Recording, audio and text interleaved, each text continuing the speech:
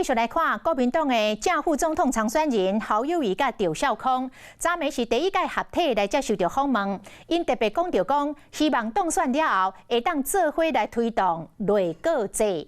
啊，甲伊问讲，那呢，倒一寡部会会互民众党来指派？赵少康讲，即摆讲这要收窄，只要是社会贤达，拢欢迎，无一定是民众党的。 侯友宜、赵少康合体专访，就算总统选择无民众党，也毋过有缘话要合作。推动内阁制，我们说了就是要做嘛。当然，所有各党各派，如果大家都同意这样一个意见，该修宪、该走的路我们就走嘛。政党有没有合作？ 成功是一回事，但是我们希望这个理念我们还是要完成嘛。回应民进党总统参选人郭文铁内阁制主张，啊若执政了后，内阁免做合作，倒一寡部会爱由民进党负责，拢成做外界关注的焦点。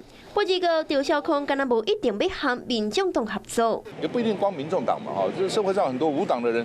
社会贤达也可以用啊，一个诚意的表示了啊。至于哪些不会，哪些不会，我觉得那个还早。讲到严肃的话题，赵少康应该真保守，严格现场加采访的位置，话题就较轻松。好，所以你这个广告效果是不错啊。先先来到扛棒头前刚刚，这是国民党棒球立委参选人叶元之竞选的扛棒，因为若被合破局，得赶紧找到国保级味道的专家。 将郭文铁的头换做赵少康，虽然讲本人无介满意，也毋过有完成功，引起的话题。张大哥满意吗？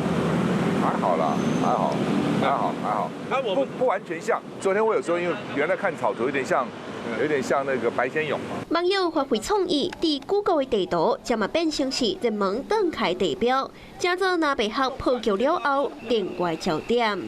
Hello， 我是冯薇芝。想要抢先掌握最及时的新闻资讯吗？赶快订阅、按赞、开启小铃铛，锁定华视新闻 YouTube 频道。